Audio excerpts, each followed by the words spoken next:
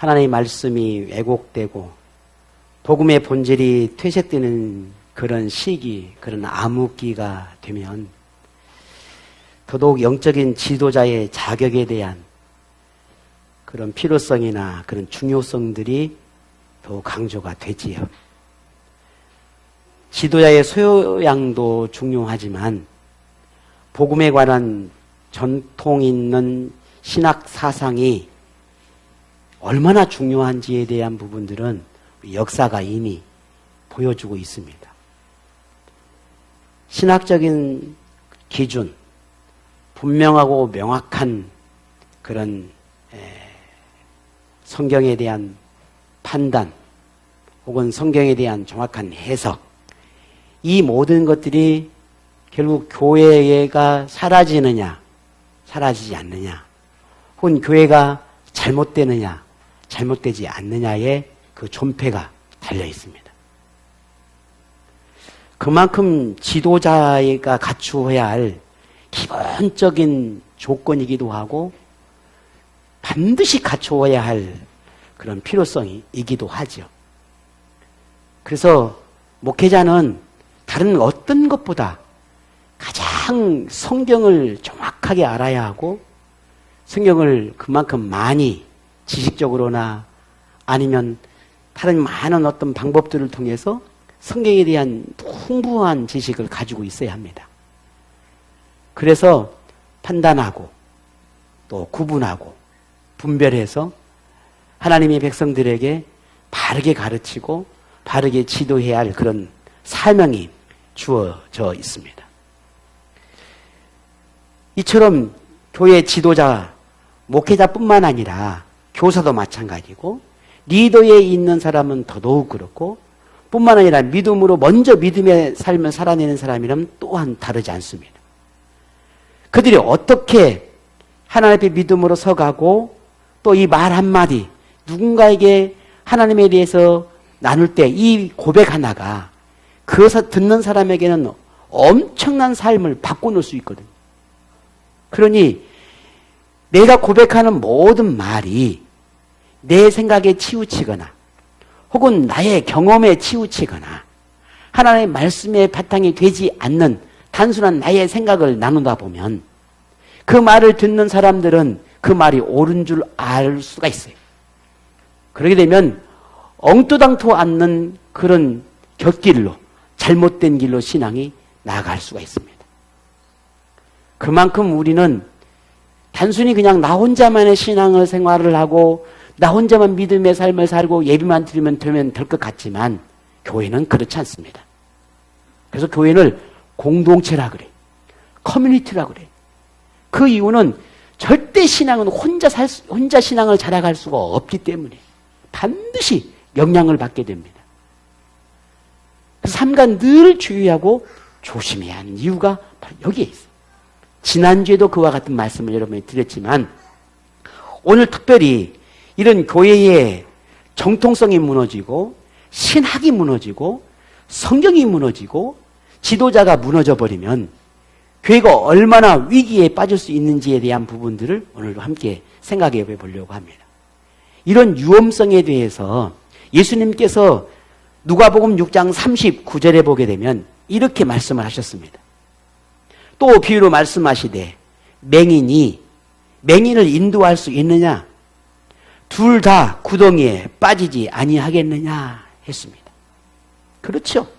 앞을 보지 못한 사람이 똑같이 앞을 보지 못한 사람을 인도해 간다는 게 얼마나 위험하겠냐는 거예요. 교회가 그러하다는 겁니다. 복음의 세계로 확장되기 시작하고 점점 더 이 복음이 이제 믿음의 사람들이 가는 곳마다 교회가 세워지고 믿음의 사람들이 이렇게 하나님 앞에 돌아오게 되죠. 그런 시대가 우리가 흔히 초대교회라 처음 교회라 말합니다. 오늘 성경의 배경이 되는 모든 그런 상황이 되겠지요. 복음은 확장되어져 가고 교회는 세워져 가긴 하지만 아직 신학적으로는 정립이 조금은 부족한 시대입니다. 이러한 때에 그 모든 신학의 기초를 쌓는 사람이 바울이라고 하는 사람이었어요. 그런 시대이긴 하지만 어쨌든 이 바울이라고 하는 사람이 교회의 영향력이라고 하는 것은 어마어마했단 말이죠. 그래서 이런 시대 속에서 바울이 하는 말, 바울의 삶, 바울이 향하는 모든 것들이 사람들에게는 영향을 줄 수밖에 없었습니다. 더더욱이나 복음을 전하고 세계 곳곳에서 전도자라고 불리는 사람들이 복음을 전하게 되는데 이들이 만약에 잘못 전하면 어떻게 되겠습니까? 안 되잖아요. 그래서 반드시 전도자는 이 당시 예루살렘 총회, 예루살렘 교회라고 하는 곳에서 전도자로 파송하는 그 증명서를 발급을 하게 되었습니다. 그래서 이 사람은 우리 예루살렘 총회가 인정해 준 사람이다라고 하는 그 증명하는 것이었습니다.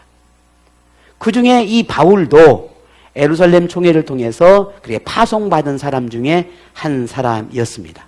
이것은 바울이 사도임을 증명하는 하나의 증거가 되겠지요. 그런데 이런 분명하고 확실한 증거와 증인과 또 모든 것이 갖추었음에도 불구하고 고린도 교회 안에서는 바울의 사도직에 대한 의심과 분쟁이 끊임없이 일어났습니다. 자, 제가 신학교를 졸업하고 목사 안수를 받고 여러분에게 목회를 하고 있는데 누군가가 여러분이 우리 목사님은 신학교를 안 나왔대. 목사 안수도 어디서 이상한 데에서 뭐 했대. 이런 소문이 돈다 하십시다. 여러분은 어떻게 하시길래요? 생각해 본 적이 없잖아요. 그죠? 그걸 왜 생각을 해? 이미 다 증명이 되고 입증돼서 여기 서 있는데 굳이 그럴 필요가 없는 거예요. 그런데 고린도 교회 안에서는 그렇지 않았어요. 어? 정말? 그런 일이 있었어? 왜? 어떻게? 서로가 서로의 의심과 불신이 싹이 트기 시작합니다. 그래서 다투는 거예요. 아니다. 맞다. 싸우기 시작했어요. 이게 고린도 교회의 모습입니다. 그게 오늘 본문의 배경이기도 해요. 고린도 교회가 바울의 사도직을 두고 이렇게 분쟁이 발생한 가장 큰 이유는 유대주의자인 유대인들 때문이었습니다. 유대주의자 유대인들은 오로지 유대인에게만 하나님이 구원을 허락하셨다. 우리 유대인들만 구원을 받는다. 그리고 다른 민족이나 다른 사람들은 구원이 없다. 뿐만 아니라 우리 유대인처럼 율법을 완벽하게 지켜내야만 그들에게 구원이 임한다. 라고 주장하는 사람들이 유대주의 유대인들이에요. 반면 오직 예수 그리스도의 은혜, 십자가의 은혜, 유대인만 구원이 있는 게 아니라 저 이방인에게도 하나님이 구원을 약속하셨고 저들도 구원을 얻을 수 있다라고 주장하는 사람이 바울이었어요. 그러니 유대인들은 이 바울이 미울 수밖에 없는 겁니다. 너무너무 자기하고 모든 게 충돌이 되니까 미운 거예요. 그래서 계속해서 걸고 넘어졌던 것이 바울은 사도가 아니다. 가짜다. 라고 하는 모함과 음해를 계속해서 소문을 퍼뜨리기 시작한 것입니다. 그게 고린도 교회 안에 그 소문이 들어오고 그래서 고린도 교회 교인들 간에 이런 다툼과 분쟁이 일어나게 됐던 겁니다. 뿐만 아니라 당시 복음을 전하는 이 전도자, 복음 전도자의 그 위치나 이 권위는 교회에서 재정을 지원을 받느냐 받지 않느냐에 따라서 그 사도에 대한 권위가 인정받았어요. 예를 들어서 제가 만약에 여러분에게 재정적인 지원을 받게 되면 이 교회가 이 목회자를 목회자로 인정하는구나 라고 하는 하나의 증명이 되었단 말이죠. 그런데 목회를 해도 교회에서 지원을 하질 않아. 그러면 이 사람은 가짜구나 라고 하는 그런 어떤 전통이나 관습이 이 당시에 있었다는 말이지요. 그래서 교회는 그 교회 안에 영적인 지도자에게는 어떻게든지 재정적 지원을 아끼지 않았습니다. 왜? 이 사람은 우리 교회가 인정하는 사도이다 라고 하는 것이었으니까요. 뿐만 아니라 그 교회를 지도하고 있고 목회를 하고 있는 지도자들도 교회에서 교회의 재정을 요구하거나 또한 이러한 것들을 당연한 권리로 생각을 했던 시대였습니다. 바울도 자신이 사도라고 하는 것을 너희들이 인정하지 않느냐라고 말했어요. 고린도 교회를 향해서 너희들도 내가 사도라는 걸 인정하지? 나도 너희들이 나를 인정하고 있다고 나는 그렇게 믿어. 그게 오늘 본문 2절에 이렇게 이야기를 하고 있는 겁니다. 다른 사람들에게는 내가 사도가 아닐지라도 너희에게는 사도니 나의 사도됨을 주 안에서 인친 것이 너희라. 내가 하나님 앞에 사도된 것을 증명해주고 확신하고 있고 인정해주는 것이 바로 너희들이 아니냐라고 말하고 있습니다. 그래서 바울도 여느 지도자들처럼 당연히 고린도 교회가 자기에게 재정적 지원을 하고 또 바울도 요구하는 게 당연하다고 생각을 하고 있습니다. 이것을 오늘 본문에 보면 비유로 각가지 여러 가지 비유로 표현했는데 그 중에 하나가 7절입니다. 우리 같이 한번 보겠습니다. 누가 자기 비용으로 군 복무를 하겠느냐? 누가 포도를 심고 그 열매를 먹지 않겠느냐? 누가 양떼를 기르고 그 양떼의 젖을 먹지 않겠느냐? 아멘. 당연히죠. 내 돈 들여서 내 돈하고 내가 투자하고 내가 했던 것들을 그 결과를 누가 안 하겠냔 말이에요. 농부가 열심히 씨앗을 뿌려서 수확을 거둬들였는데 그것이 내 것이라고 내가 먹지 않을 이유가 있겠어요? 아니잖아요. 하나님께서 구약시대나 예수님도 복음을 전하는 그 복음의 지도자가 그 교회에서 재정적 지원을 받는 것은 당연한 것이다. 그리 해야 한다라고 가르쳤단 말이죠. 바울도 당연히 고린도 교회에서 재정적 지원을 받는 것이 맞는 거예요. 그런데 바울은 그 당시에 모든 지도자가 그렇게 교회의 재정 지원을 받고 그래서 목회를 하는 그런 삶을 살았고 또 교회가 당연히 지도자가 재정 지원을 달라고 하는 그런 요구나 또는 요청하는 것이 당연히 여겨진 때였단 말이죠. 근데 바울은 좀 달랐어요. 그 모든 당연한 권리를 포기했다는 거예요. 아니, 나는 너희들이 나를 지원해 주지 않아도 된다. 내게 생활비를 주지 않아도 된다. 라고 선언을 했다는 말이에요. 다른 지도자들은 그렇게 생활비를 주고 해도 나는 너희들에게 그 모든 재정적 지원을 받지 않겠다. 그리고 내가 복음을 전하는 모든 필요한 비용들은 내가 벌어서 이 사명을 감당하겠다라고 선포를 했다는 말이에요. 그런데 참 놀랍게도 이 바울의 이와 같은 선언도 유대인들에게는 트집거리가 됐어요. 거봐라. 바울이 너희들의 재정적 지원을 안 받는 이유가 뭔지 알아? 가짜니까 그러지. 가짜니까 그러는 거예요. 자기도 양심이 있지. 어떻게 교회에게 재정적 지원을 받겠어? 본인이 사도가 아니니까 스스로 찔림이 있어서 나 너희들한테 재정적 지원을 받지 않겠다 라고 말한 거야.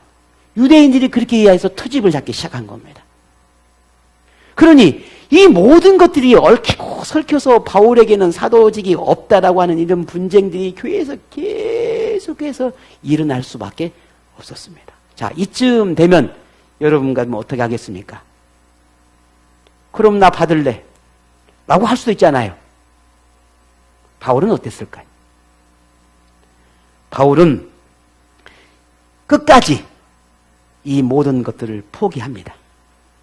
여전히 자신에게 유대인들의 모함이 오고 정죄하고 손가락질하고 각가지의 그러한 어떤 트집들을 잡으면서 바울을 모함을 해도 그 권리를 포기합니다. 당당하게 요구할 그 권리를 포기해버려요. 그 이유가 뭘까? 왜 그랬을까? 왜? 그 이유를 12절에 이렇게 고백해 놨습니다. 한번 볼까요? 다 같이 시작. 다른 이들도 너희에게 이런 권리를 가졌거든 하물며 우리일까 보냐. 그러나 우리가 이 권리를 쓰지 아니하고 범사에 참는 것은 그리스도의 복음에 아무 장애가 없게 하려 함이로다. 아멘. 조금 우리가 읽었던 12절에 보면 다른 이들도 라고 하는 그 그립기가 나오는데 그 표현을 보게 되면 이 당시에 고린도 교회뿐만 아니라 많은 교회의 지도자들이 예수님의 제자들이 대부분 지도자였단 말이죠. 여러분 잘 아는 베드로라든지 아볼로라든지 이런 모든 사람들이 교회의 지도자였고 이들은 다 자신이 주어진 그런 생활비를 교회를 통해서 받았단 말이죠.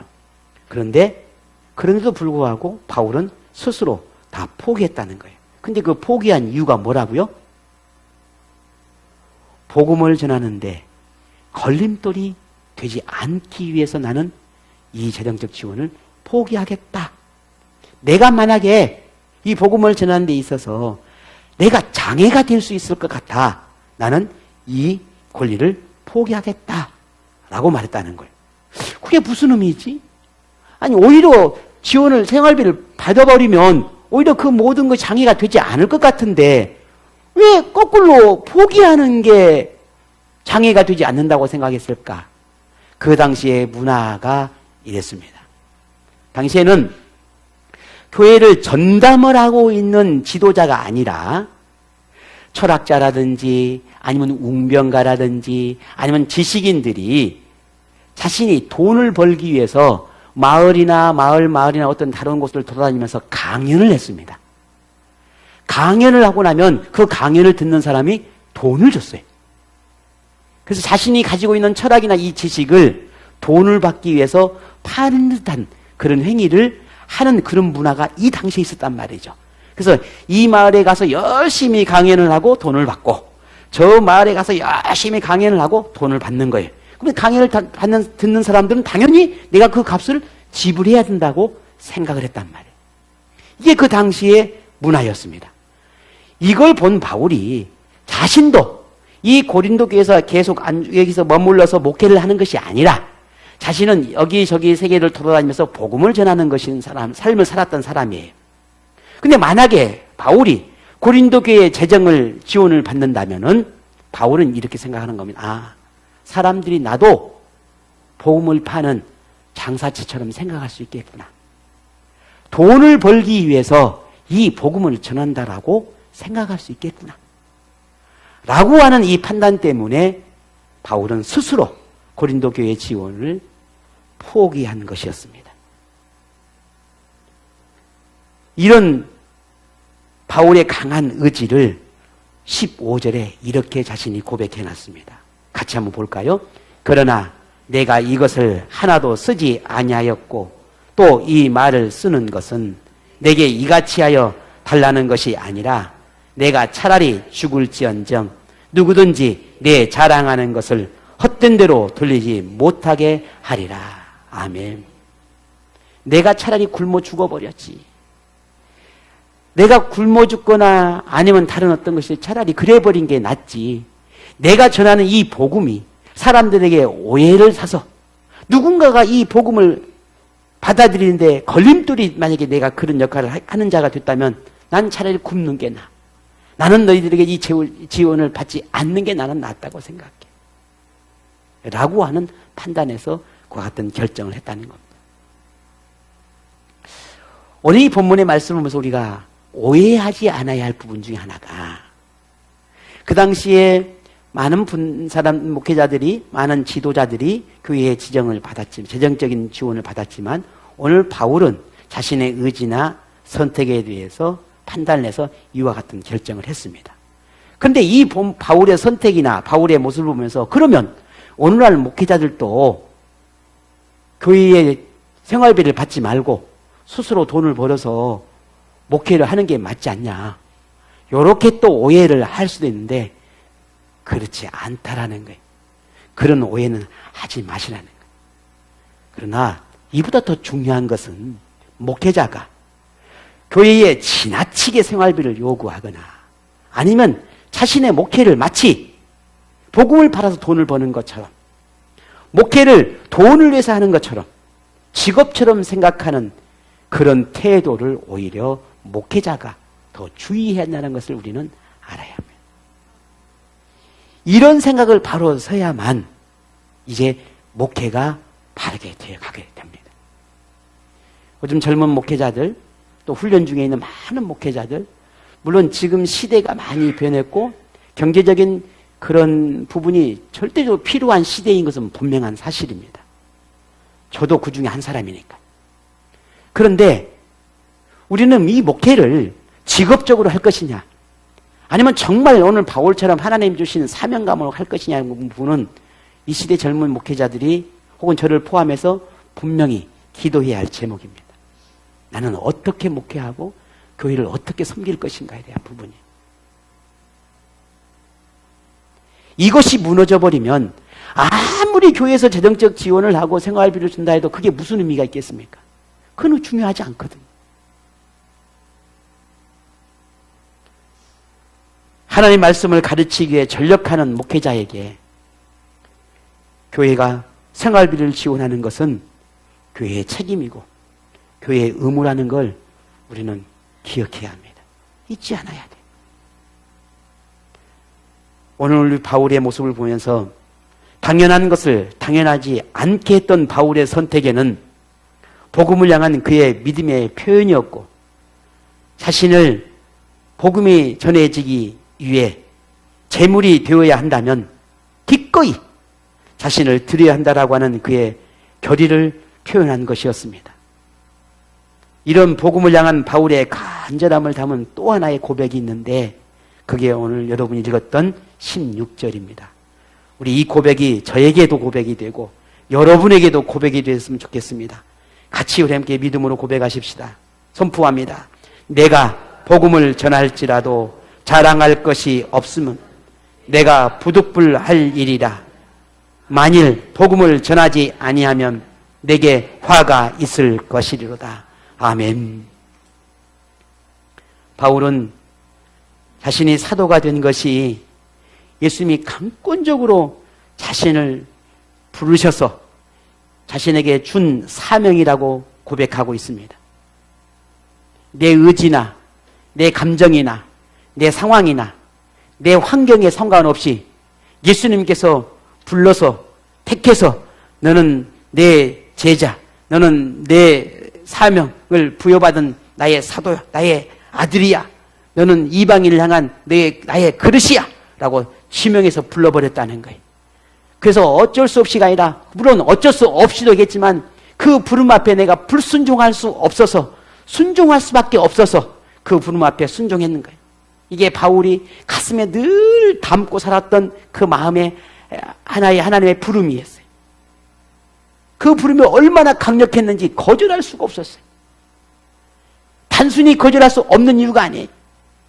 한때는 예수님을 핍박하고 예수님을 믿는 그리스도인들을 박해하고 그들을 옥에 가두는 그런 삶을 살았던 난데, 그런 나임에도 불구하고 예수님은 사랑해 줬고 용서했다는 거예요. 근데 그 사랑이, 그 용서가 얼마나 크고 얼마나 그의 삶을 바꿀 만큼의 위대했는지 감당할 수 없을 만큼, 말로 표현할 수 없을 만큼은 크고 위대하게 다가왔던 거예요. 그러니 주님께서 자신은 나의 그릇이다 라고 해도 그게 그렇게 부담스럽지 않았다는 거예요. 이게 바울의 고백입니다. 오직 예수님의 은혜가 아니면 살 수가 없구나 라고 하는 그런 존재를 깨닫게 되었습니다. 그래서 복음을 위해 사는 것, 예수를 위해 사는 것은 예수님이 나에게 주신 그 엄청난 큰 사랑에 대해서 내가 조금이나마 빚을 갚아야 되겠구나, 그런 마음으로 살았던 사람이 바울이기도 하고, 그런 마음과 그 간절함을 가지고 복음을 증언하는 삶을 살았던 사람이 바울이기도 했습니다. 그러니 바울은 복음을 위해 살아가는 게 억지로나 아니면 하나님이 주신 그 명령이기 때문에 순종해야 한다라고 하는 생각이 아니라 당연한 것이라고 생각했던 겁니다. 그러니 복음을 전하는 사역은 자랑할 것이 아니고, 복음을 전하는 사역은 당연히 해야 할 것이고, 오히려 복음을 전하지 않는다면은 내게 화가 있을 것이라고 고백을 할 수밖에 없었던 겁니다. 복음 사역자로서의 바울의 결단력 있는 모습은 물질의 노예로 전락해가는 이 시대의 사역자와 복음의 능력을 가볍게 여기고 헌신과 수고의 삶을 살아지 못하는 그런 그리스도인을 향한 하나님의 강력한 경고이고 깨닫게 하시는 말씀이라고 생각합니다. 당연한 권리마저 당연하게 여기지 않고 오직 복음이 전해지기를 바라는 더 큰 유익을 위해 자기를 희생하는 바울의 삶은 현재 그리스도를 향해 시사하는 바가 참으로 큽니다. 특히 교회의 지도자는 복음을 전하는 장사치가 되지 않아야 할 것입니다. 하나님의 이름을 빙자한 장사꾼이 되지 않아야 한다는 말이죠. 복음을 권력과 힘으로 둔갑시키는 그런 사기꾼이 되지 않아야 한다는 말입니다. 말씀을 자신의 뭔가를 변호하기 위해서 사용하고 자신을 합리화시키기 위해서 말씀을 들이대는 그런 사기꾼이 되지 말아야 한다는 말이에요. 그것은 목사든 성도든 누구나 마찬가지. 그렇게 쓰라고 하나님 말씀 주는 게 아니거든요. 그런데 말씀을 좀 아는 사람이라면 말씀을 들이대며 자신의 잘못됨을 자꾸만 합리화시키고 자꾸만 뭔가를 변명하려고 하나님 말씀을 들이대. 그것은 결코 하나님은 원하지도 않지만 그래서도 안 될 것입니다. 자기 유익을 위해 복음을 이용하는 탐욕스러운 그런 기생충이 되지 않아야 한다라고 하는 걸 우리는 깨달아야 합니다. 새 생명을 준 복음을 오히려 자기의 유익을 얻기 위한 도구로 삼으려 한다면 바로 그 사람에게 화가 미칠 것입니다. 복음 안에 담긴 신비롭고 놀라운 하나님의 은혜를 모두 받아 누린 사람이 누구입니까? 오늘 우리입니다. 우리가 다 하나님의 은혜를 다 받아 누린 사람들이, 우리가 하나님의 크신 사랑을 다 누리고 살아가는 사람들이, 그 위대함을 무엇과 비교할 수 있겠습니까? 아무것도 없습니다. 이러한 놀라운 일이 우리에게 임하는 것은 하나님의 특별한 은혜 때문이라는 걸 우리는 알아야 합니다. 다시 말해서 우리에게서 우리가 그렇게 모든 걸 누릴 만한, 그 당연하게 누릴 만한 것이 우리에게는 어느 하나도 없다는 말이에요. 그러니 우리는 자신을 보며 깊이 고민해 봐야 합니다.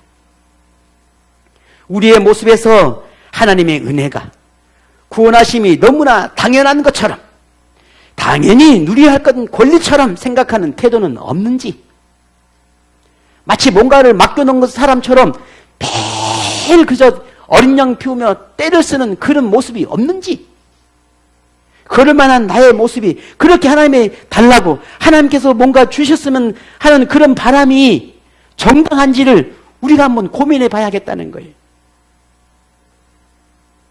복음을 위해 사는 걸 당연하게 생각하기보다는 자기의 상황과 환경에 맞추어 가능할 때와 가능하지 않을 때를 구분하고 순종할 때와 순종할 수 없을 때를 자신이 나누고 판단하고 결정하는 그런 태도의 모습이 없는지 우리 자신을 돌이켜 봐야 하겠다는 겁니다. 혹 그 모든 결정에 하나님을 먼저 생각하기보다는 자기의 편리함이나 유익함을 먼저 따지고 저울질하는 그런 태도가 아닌지를, 만약에 그렇다면 분명 우리는 이런 모습은 하나님이 원하시지도 않겠지만 바울이 판단하고 선택한 그의 삶 또한도 우리에게 주는 교훈도 아니라는 말입니다. 여러분은 하나님으로부터 받은 구속의 은혜에 대한 응답의 삶을 어떻게 표현하고 있습니까? 더도 말고 덜도 말고 그저 내게 맡겨진 축복만 잘 감당하자. 혹시 그리 생각하십니까? 그렇다면 그 사람은 겨우 싹쓸 받는 싹군에 불과합니다. 더해도 아니고 덜도 아니야. 직분에서 그치지 않고 더 충성된 일꾼의 생활이 오늘 여러분에게 있습니까? 그렇다면 그 사람은 일꾼이에요. 일꾼이라고. 직분과 상관없이, 주어진 책임과도 상관없이 그저 내게 주신 하나님의 은혜, 나를 구원하신 하나님의 은혜, 그 은혜만 생각하면 내가 뭘 어떻게 하나님 앞에 내 삶을 앞에 드릴 수 있을까? 내가 어떻게 하면 하나님의 그 은혜 앞에 빚진 마음을 갚을 수 있을까? 어떻게 하면 내게 주신 이 놀라운 사랑을 조금이라도 내가 표현할 수 있을까? 그런 빚진 마음에 헌신하려고 하는 그런 생각이 여러분 있습니까? 만약에 그렇다면 그분은 주님의 제자입니다. 예수님은 어떤 사람을 원하실까요? 여러분은 만약에 어떤 사람을 내가 데려다 쓴다면 딱 돈만큼 일한 사람하고 돈보다 조금 더 하는 사람하고 아니면 자기 일처럼 하는 사람하고 누구를 여러분 다시 쓰겠습니까? 빙고. 대답해 드려야지 이제. 그렇지 않겠어요? 내가 만 원을 주엔 딱 만 원어치만 일을 하네. 그래도 조금 나았네? 좀 뭐 좀 이것 좀 수술을 뭐 하려고 그러네? 두 사람, 세 사람 중에 만약에 다시 쓴다면 분명 세 번째 사람일 거예요. 왜? 다르거든. 하나님이 오늘 믿음의 사람으로 내게 구원을 주신 그 놀라운 그 은혜를 내게 베풀었는데 하나님이 내게 주신 것 딱 그만큼만 하나님 앞에 응답하려 하십시다. 아니면 조금 뭔가 생각이 있어서 조금 더 하나님 앞에 응답의 삶을 살려고 합니다. 아니면 지금 내가 바르고 이미 받은 은혜가 이게 얼마나 크고 얼마나 많은데 내가 하는 것이 이게 뭐라고? 이게 얼마나 하나님 앞에 표현해야 된다고? 아니야. 아니야. 바울은 자신을 사도라고 밝히고 있고 그에 합당한 헌신과 희생으로 십자가의 은혜에 응답하는 삶을 살았습니다. 바울은 싹군을 넘어 일꾼을 넘어 사도였고 사명자였고 제자였습니다. 바울에게는 자신이 하나님에게 쓰임받는 사람이기를 바랬고 하나님이 쓰기 위해서 불러주신 그런 부족하지만 너무너무 부족하지만 자신을 불러주신 것에 너무 감사하고 너무 감격하고 너무 기쁘고 너무 행복했습니다. 그래서 할 수만 있으면 더 충성하고 싶었고 더 자신을 드리고 싶었고 그렇게 복음을 살아가는 것이 당연한 것처럼 여기며 자신의 전부를 드리려고 했습니다. 이게 오늘 저와 여러분이 살아야 할 삶의 이유고 삶의 방향입니다. 그런 사람이 하나님의 은혜에 보답하고 싶고 그렇게 그런 간절함으로 살아갈 때 그 신앙이 행복한 거예요. 그 믿음의 삶이 즐거운 거예요. 이게 바뀌기 시작하면 불편해지기 시작하고 어느 날 너무너무 힘들고 고단하게 다가오기 시작하는 거예요. 하나님에게 어떠한 보상이나 상급이나 복을 바라지도 않았어요. 바울은. 복음을 전하는 것, 복음을 위해 사는 것, 복음 안에서 희생과 헌신의 삶을 이미 받은 것 때문에 그렇게 산다라고 말을 하고 있습니다. 그러니 그게 당연하다고 생각한 겁니다. 그래도 만일 하나님이 내 그런 믿음의 삶을 보고 헌신의 삶을 보시고 내게 상급을 주시고자 하신다면 나는 이런 복을, 이런 은혜를 내게 주셨으면 좋겠습니다라고 하는 고백이 있어요. 오늘 본문 18절의 고백입니다. 저도 여러분도 이런 고백했으면 좋겠습니다. 같이 고백할까요? 18절입니다. 그런즉 내 상이 무엇이냐? 내가 복음을 전할 때에 값없이 전하고 복음으로 말미암아 내게 있는 진리를 다 쓰지 아니하는 이것이로다. 아멘. 이 고백 속에는 이렇게 의미가 담겨 있습니다. 하나님, 내가 하나님의 부름을 받아서 이렇게 죽도록 충성하고 헌신한 나의 삶이 너무너무 당연한데 마땅히 그래야함이 맞는데, 그런 하나님께서 내게 은혜를 베풀고 복을 주시기를 원한다면 이거 한 가지 하나님께 원합니다. 지금의 내 이 모습, 평생을 그저 복음 전도자로 삶을 살아가게 해 주십시오. 평생 복음을 위해서 살아가는 사람이 되고 싶습니다. 복음을 전하는 것을 자랑으로 여기며 살아가는 삶을 내가 그렇게 살아내고 싶습니다. 이런 삶을 살아내도록 하나님께서 그렇게 허락하신다면 이게 내게 하나님 주신 복이고 이것이 하나님 주신 내게 상급입니다. 이렇게 믿고 고백했던 사람이 바울입니다. 오늘 우리에게 복음은 어떤 의미일까? 오늘 저와 여러분에게 구원을 선물로 주신 하나님의 은혜는 어떤 의미일까? 여러분이 인생에서 누리는 하나님이 주신 선물은 어떤 의미입니까? 건강을 달라고 해서 건강을 주었더니, 물질을 달라고 해서 물질을 줬더니, 직장을 달라고 해서 직장을 줬더니, 지금쯤은 승진하고 싶으니까 승진해 달라고 해서 승진을 시켜줬더니, 가정의 화평을 달라고 해서 가정의 행복을 주었더니, 자녀의 문제를 해결해 달라고 해서 해결해 주었더니, 지혜와 능력을 달라고 해서 그 구하는 것을 주었더니, 어떤 사람은 그 은혜에 감사해서 빚진 마음으로 더욱 행복하게 헌신하는 사람이 있는가 하면, 어떤 사람은 상황이 바뀌고 조건이 달라졌다는 이유로 받은 것을 누리느라고, 그것을 지키느라고 자기 생활에 분주해져서 정작 하나님을 점점 뒷전으로 밀려내는 그런 사람들도 있습니다. 오늘 우리는 어떤 사람입니까?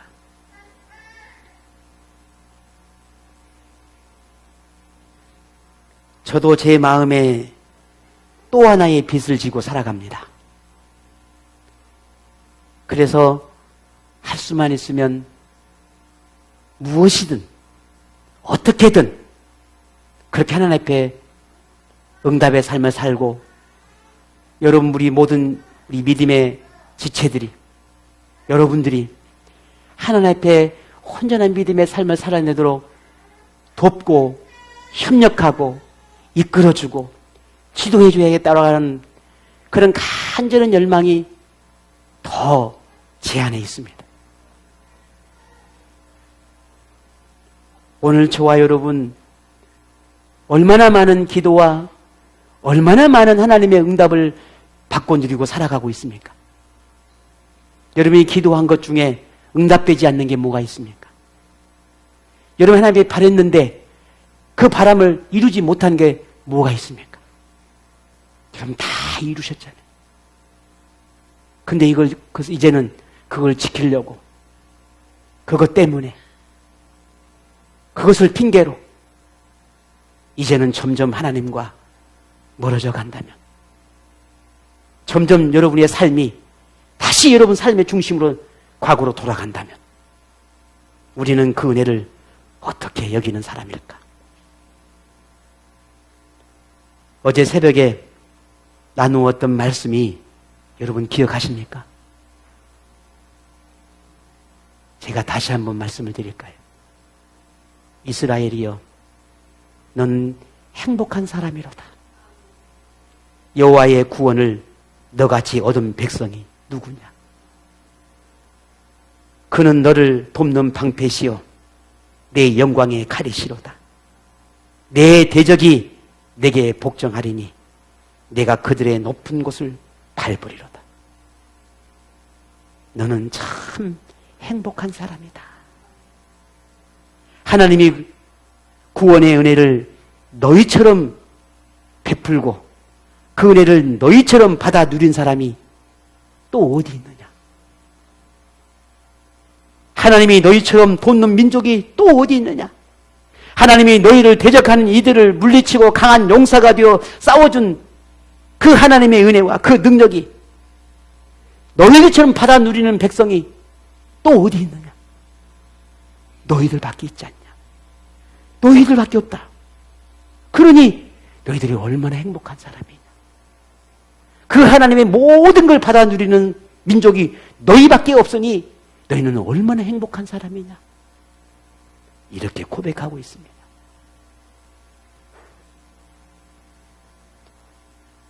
오늘 우리가 누리고 살아가는 이 모든 것들 결코 당연한 거 아닙니다. 여러분이 이게 베푸신 하나님이 주신 선물들, 그거 귀한 줄 알아야 합니다. 내가 받은 선물이 귀한 줄만 알지, 내가 받은 이 선물을 주신 하나님을 귀함을 내가 잃어버리면 우리는 그 순간부터 우리의 믿음은 점점 멀어질 수밖에 없습니다. 내가 또 주실 수 있는 분은 하나님이에요. 그러나 내가 이 선물을 내가 잃어버릴 수도 있어요. 무엇이 귀합니까? 선물이 귀합니까? 선물을 주신 하나님이 귀합니까?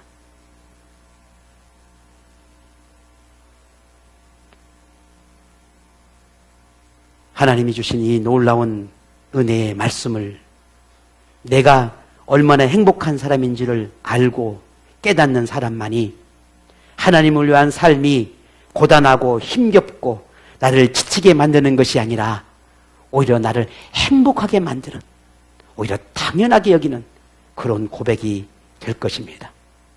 여러분에게 직분에 대한 부담감이 있습니까? 사역에 대한 무거움이 있습니까? 믿음으로 살기를 바라며 자신과 환경과 맞서는 영적인 고단함이 있습니까? 그것은 여러분을 넘어지게 하고 쓰러지게 하는 것이 아니라 오히려 여러분을 더 강하게, 여러분을 더 하나님과 가까이 머물게 하는 영적인 신호고 거룩한 부담감이라고 하는 걸 잊지 않기를 바랍니다. 자유로움이 때로는 방종으로, 회피가 때로는 나를 추락하게 하는 유혹이 될 수 있다라고 하는 걸 우리는 잊지 않아야 합니다. 십자가의 은혜가 임하여 그 은혜를 알아 그에 합당한 삶을 살고자 한다면 그 사람이야말로 당연한 것을 당연하게 생각하는 사람일 것입니다. 하나님의 은혜를 헛되게 받지 않는 사람일 것입니다. 그러니 바울이 그랬듯 우리도 편리함이나 당연함을 쫓는 것보다 옳은 것을, 바른 것을, 정당한 것을, 하나님에게 받은 그 은혜에 참된 감사의 표현을 하는 그런 삶을 살아내는 오늘 우리 모두가 되기를 원합니다. 복음을 위해 사는 것, 복음을 전하는 삶을 사는 것, 정당한 권리마저도 포기하는 것, 그 모든 것이 선택이 아니라 당연한 것이라고 고백하는 이 바울처럼 평생 복음을 위해 헌신하고 희생할 수 있는 삶을 살 수만 있다면 이것이 하나님이 주신 상급이라고 고백했던 이 바울처럼 믿음으로 얻는 행복, 헌신을 통해 얻는 감사, 수고나 희생이 무거운 짐이 아닌 당연한 것으로 여기는 아름다운 고백이 오늘 저에게도, 오늘 여러분에게도 이 고백이 있기를 원합니다.